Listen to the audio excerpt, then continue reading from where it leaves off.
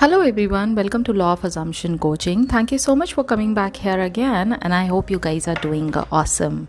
All right, so हमेशा की तरह आज भी एक नया और एक इंटरेस्टिंग टॉपिक मैं आपके लिए लेकर आई हूँ। वेल, एक क्वेश्चन है जो सभी लोग मुझसे अक्सर पूछा भी करते हैं और मैं इसके जवाब भी हर तरह से आपको देने की कोशिश करती हूँ कि मैनिफेस्टेशन करते वक्त हमारे माइंड में जो चीज़ें आती हैं वो उसी दौरान रहती हैं, लेकिन जब हम 3D की तरफ आते हैं यानी 3D में अपनी लाइफ को जीते हैं तब जो चीज़ें कंप्लीट ऑपोजिट सर्कमस्टांस दिखाती हैं उससे कैसे डील किया जाए।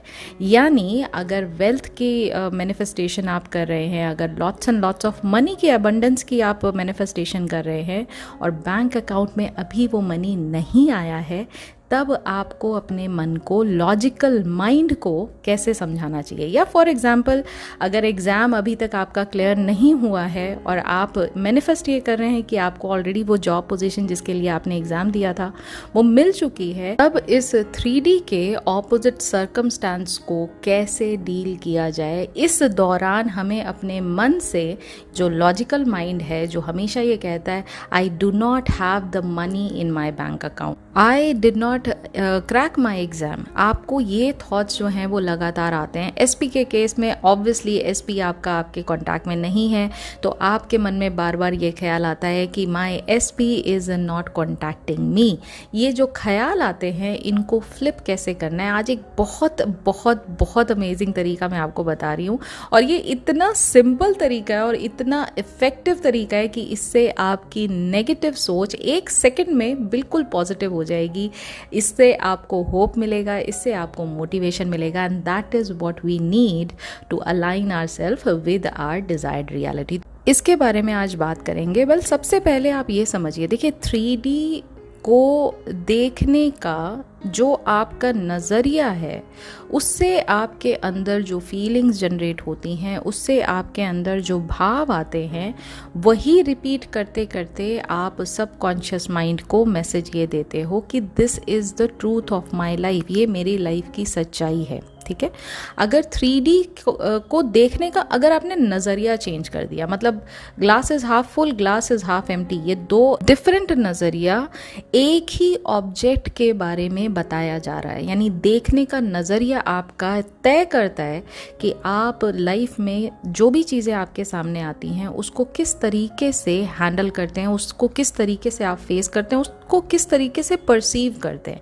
और उस परसेप्शन के बेस पे ही आपका सबकॉन्शियस माइंड जो है वो एक्ट करता है, क्योंकि सबकॉन्शियस माइंड रेपिटेशन पे काम करता है। तो रिपीट आप डे नाइट क्या कर रहे हैं, अंदर के जो थॉट्स हैं आपके वो कितने पॉजिटिव बाय नेचर हैं, उससे आपका सबकॉन्शियस माइंड काम करता है। तो ये बात आपको समझ में आ गई कि 3D में चीज़ों को परसीव करना इज़ मोस्ट इम्पॉर्टेंट।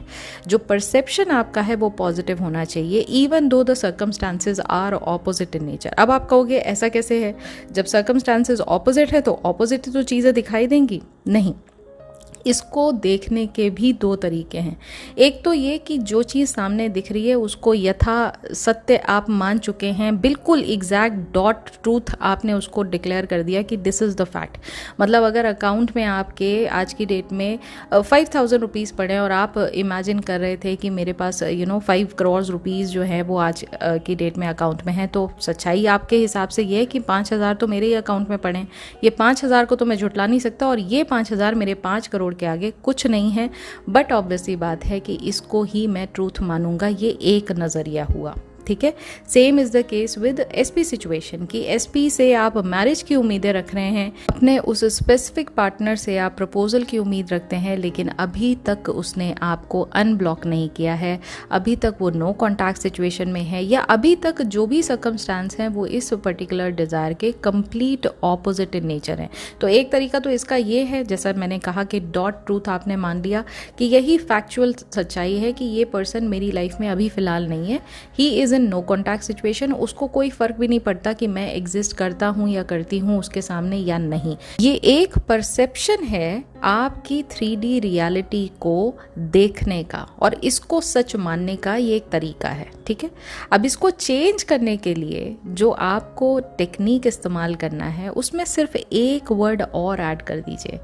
मैं ये नहीं कहती अपने नेगेटिव थॉट्स को आने मत दीजिए, जो नेगेटिव थॉट्स आ रहे हैं आने दीजिए। मतलब ये बहुत बड़ा एक यूनिक पर्सपेक्टिव रहेगा आपको सिखाने का कि लाइफ में जो भी 3D सर्कमस्टेंस में ऑपोजिट चल रहा है उसके हिसाब से आपके मन में अगर ऑपोजिट थॉट्स आ भी रहे हैं जो कि नेगेटिव बाय नेचर है, उसको आने दीजिए। सिर्फ हर एक थॉट के आगे, ध्यान से सुनिएगा, सिर्फ हर एक थॉट के आगे एक अच्छा सा वर्ड है, बहुत ही बेहतरीन वर्ड है और बहुत ही पावरफुल वर्ड है, उसको साथ में लगा दीजिए। वो वर्ड क्या है? वो वर्ड है येट, YET, येट। येट का मतलब होता क्या है? येट का मतलब होता है सो फार। येट का मतलब होता है अभी तक, हिंदी में कहा जाए तो, ठीक है। अब मैंने जो अभी तक आपको एग्जाम्पल दिए थे, मैं उन्हीं एग्जाम्पल को दोबारा लेती हूँ।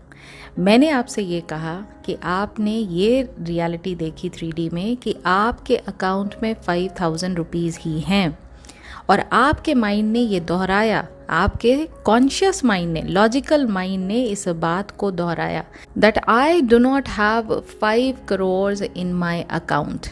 ये आपके माइंड ने दोहराया ना कि भाई सच्चाई तो ये है 5000 दिखाई दे रहा है, इसका मतलब 5 करोड़ तो अभी अकाउंट में है नहीं, ठीक है ना। अब इसके आगे जब आप येट लगा देते हैं तो यही सेंटेंस क्या बन जाता है? I do not have 5 crore in my account yet. कितना पॉजिटिव आ गया एक सेकंड में कितनी पॉजिटिविटी आने लग गई इस सेंटेंस से कि मेरे बैंक अकाउंट में 5 करोड़ नहीं है अभी तक, सिर्फ अभी तक। और जब भी हम किसी चीज़ में अभी तक लगा देते हैं ना, इसका मतलब उसके आगे होप है कि ये कभी भी चेंज हो सकता है। ट्रेन नहीं आई है अभी तक, यानी आने वाली है या आ सकती है।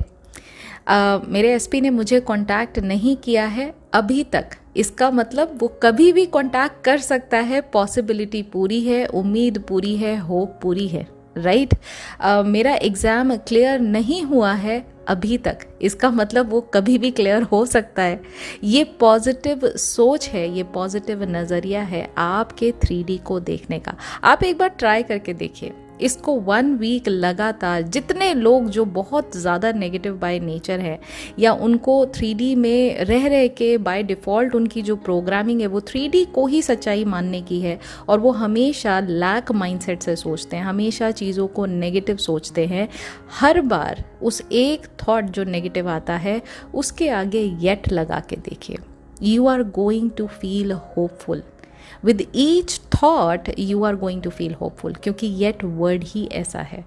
yet आपके उस सेंटेंस को नेगेटिव बनाने की बजाय, एक नेगेटिव फीलिंग आपके मन में छोड़ने की बजाय, जब भी आप वो सेंटेंस कंप्लीट करेंगे ये आपके मन में उम्मीद को छोड़ता है। ये आपके मन में उस पॉसिबिलिटी के आउटकम के, पॉसिबिलिटी के आसार को जगाता है जो पॉजिटिव बाय नेचर है।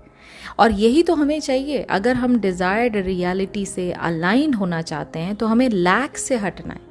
हम भले अबंडेंट फील ना करें, लेकिन हमें लैक से हटने के लिए सबसे पहले अपने माइंड को न्यूट्रल और धीरे धीरे फिर पॉजिटिविटी की तरफ लेकर जाना है। तो जब आप इस वर्ड को यूज़ करते हैं येट, तो आपकी 3D में चाहे कुछ भी सर्कमस्टेंस कितना ही ऑपोजिट क्यों ना हो, आप ये बात मान के चलते हैं कि ये जो लैक मेरे मन में दिखाई दे रहा है इस पर्टिकुलर डिज़ायर का, ये सिर्फ अभी तक है, ये कभी भी चेंज हो सकता है।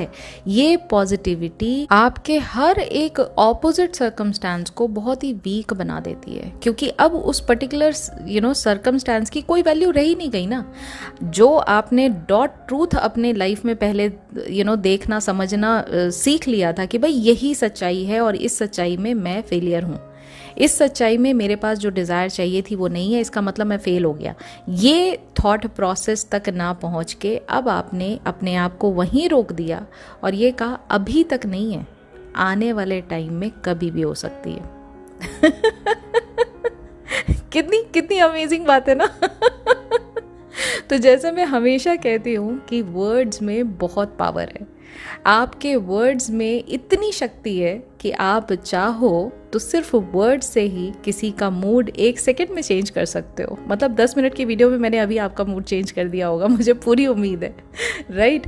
तो आपके वर्ड्स किसी का मूड अगर ठीक कर सकते हैं, किसी के अंदर उम्मीद जगा सकते हैं, किसी के अंदर मोटिवेशन जगा सकते हैं, और वो लाइफ में पर्सन कुछ भी कर सकता है। अगर ये वर्ड्स के अंदर पावर है तो इस पावर से आप अपनी लाइफ को क्यों नहीं बदल सकते? 100% बदल सकते हैं, बशर्ते आप उन वर्ड्स के मीनिंग को जानते हो, उस वर्ड के पीछे छुपे हुए उस एहसास को जानते हो, जिससे आपको पता है कि आपकी डिज़ायर कहीं नहीं गई है, आपकी डिज़ायर बस रास्ते में है, कभी भी आप तक पहुंच सकती है।